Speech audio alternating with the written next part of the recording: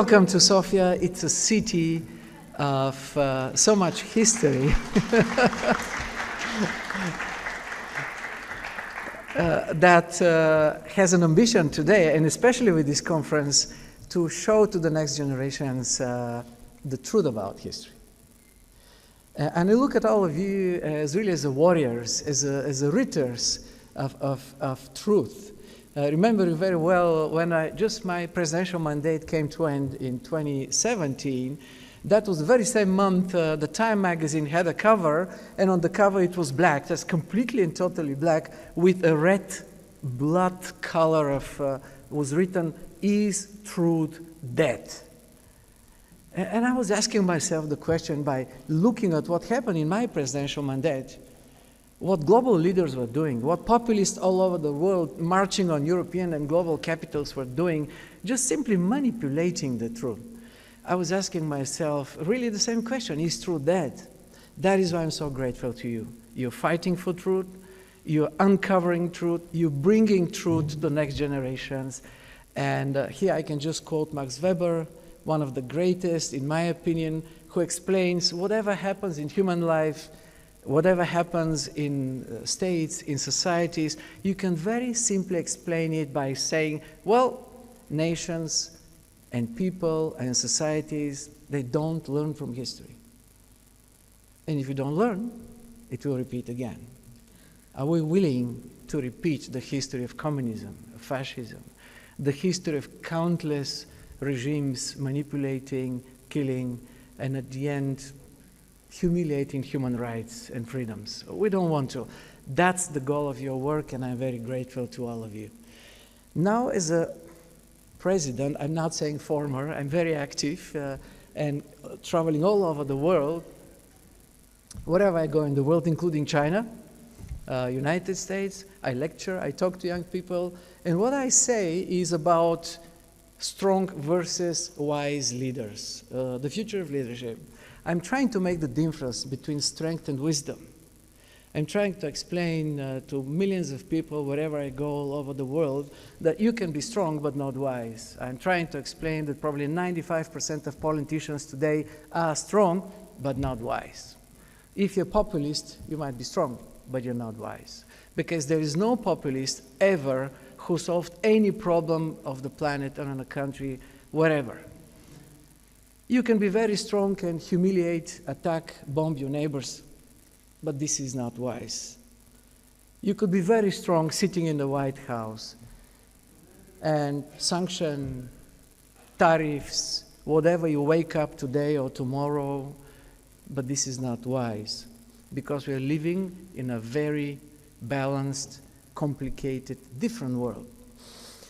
You could be very strong, but I'm telling you as a very responsible father, I'm trying to teach my children, if you're strong, you know who is strong, my dear sons? The one who helps the poor and the weak. But if you look at what President Trump did with President Zelensky in the White House, it's not strength. To me, it's a shame. And I'm saying it loudly. If you're strong, you should help, not just finish with those who are weaker than you are. And politics, never in my understanding, was about deals. It was about principles. It was about future that is based on values. And that is why the strength is with you, my dear warriors of truth, and continue to work for what you do. I'm thinking about the United States today, but also I'm thinking about the European Union.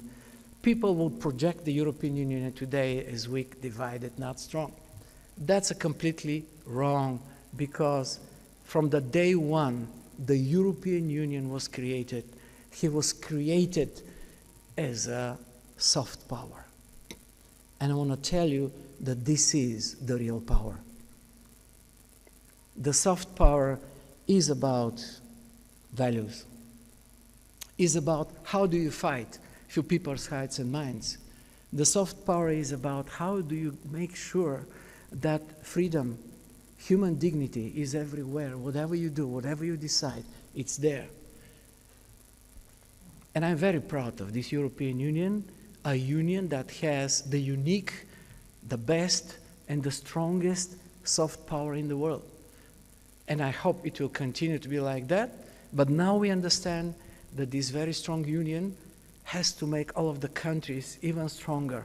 The European Union has to transform itself as a strong union of a strong member states and needs to do more. And we have to be there, understanding our unique responsibility for a union of freedom, of peace, of dignity, of human rights. And the values, not interests, will drive our decisions. So that is why I want to thank all of you. It's unique that you all coming here. It's a record-breaking conference representing so many different institutions for memory. It is also extremely important because, dear friends, honestly, ask yourself the question, is something changed in those 100 years? Where is that change?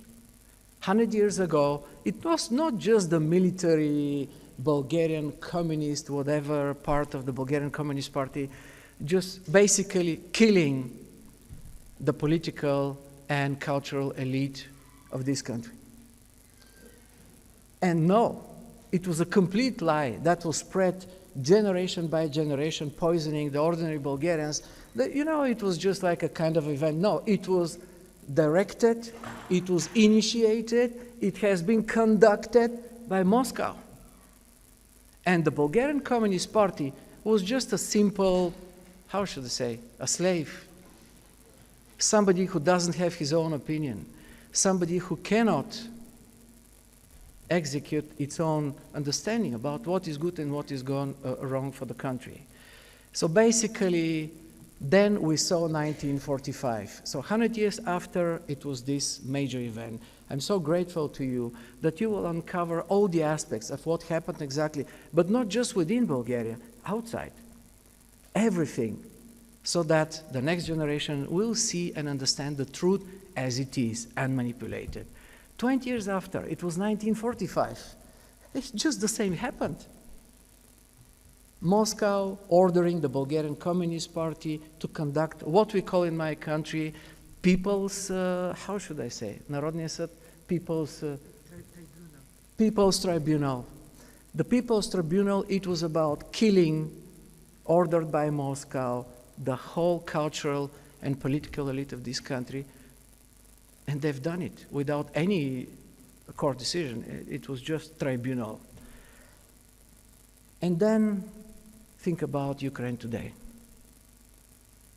You want to speak about rule of law?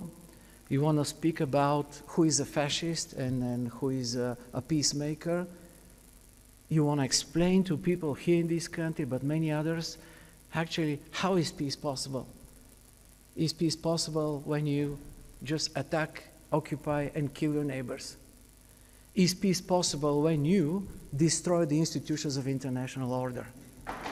It's not possible. And peace is definitely not possible if we forget how it all started. Not possible if nations don't learn from history. And that's why I want to thank you again. Let's think about Bulgaria in 1925, Bulgaria in 1945. Let's think about Poland. Let's think about any other country that saw one and the same. Historical manipulations that lead to ideologies that brought killings and war and divisions in our countries. And the divisions are so strong today, even in the United States. We don't know how this is going to end up. Let's stand, let's stay united for the truth of history. Let's fight together so that the truth of history will go into the next generation. Let's make them free to make their own decisions, but based not on the manipulated truth and history, based on the true judgment of how history, in all its aspects, the good and the bad, happened. And let's hope that we will continue to work together in the European Union. I'm so grateful to all of you for the truth of who is what, who has done what, so that we can learn and get better day by day. And most of all, democratic, peaceful, and human. That's all the European Union is all about. We hope Europe will be all about. Europe with Ukraine, Europe with the United Kingdom, Europe that is today the hope and the flagship for peace, human rights, democracy, and hope for a better world. Thank you.